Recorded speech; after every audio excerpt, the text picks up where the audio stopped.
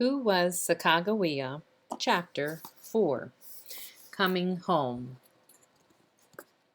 On the morning of August 13th, 1805, Lewis and his 3 men spotted 2 Shoshone women and a girl. The Indians bowed their heads. They expected to be killed, but Lewis spoke to them kindly. He gave them beads and mirrors. As a sign of peace, he also painted the Indians' cheeks red. The 3 Shoshone agreed to take Captain Lewis and his men to their village. They were on their way when 60 Shoshone warriors appeared on horses. They thundered toward Lewis and his men. Their chief got off his horse and greeted Lewis with a hug. He then took the 4 strangers to his village. There the explorers and Indians smoked the peace pipe together. Lewis asked the chief to come meet the rest of the explorers. A Shoshone woman was with them, Lewis said. The chief agreed to go, but his warriors feared that Lewis was leading them into a trap. Meanwhile, Clark approached with the main group. Sacagawea was walking along a riverbank. Suddenly, she saw several Indians on horses in the distance. Bird Woman stared at them. Then she began dancing with joy and sucking on her fingers. This was an Indian sign meaning, "These are my people." The Shoshone warriors were happy to see Sacagawea, too. Now they knew that the white men meant no harm. Together the Indians and the explorers headed toward the Shoshone village.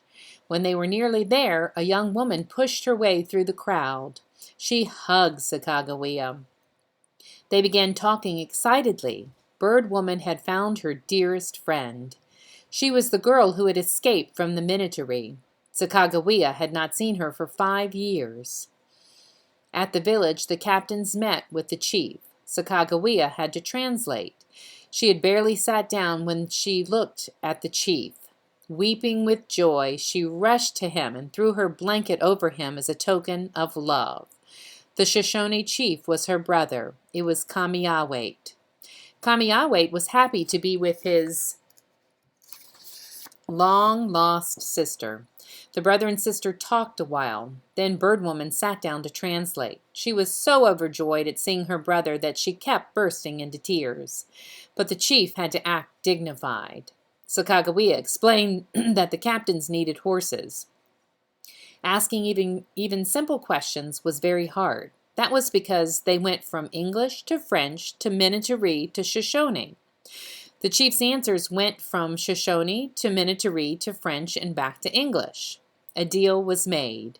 The explorers would give the Indians battle axes, knives, and clothing. In exchange, the chief would supply horses and guides. Now the expedition had a way to cross the Bitterroot Mountains.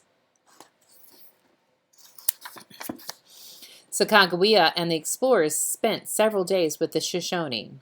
Sacagawea learned some very sad news. Most of her family was dead. Kamiawait, another brother, and her sister's little boy were her only living relatives. Bird Woman must have been tempted to stay with her people. However, she chose to move on with the Corps of Discovery. We can only guess why. Perhaps she felt loyal to the explorers. They had treated her in pomp kindly. She may have never felt so important before. The chance to visit other Indian tribes and see the ocean must have also been exciting to a young girl. The explorers were still among the Shoshone when Bird Woman overheard something shocking. Her brother had changed his mind. He was going to break his promise. He was going to keep the horses and take his hungry people to hunt buffalo. Sacagawea told Charbonneau what she had learned. She asked him to tell Captain Lewis. Lewis confronted Kamiawait. The chief was ashamed. He would keep his word after all, he said. Once again, Sacagawea had helped save the expedition. Without horses, the explorers could not have continued westward. In late August, the moon when the geese shed their feathers, Sacagawea said farewell to her family and friends. Now it was time for the explorers to start climbing the Bitterroots.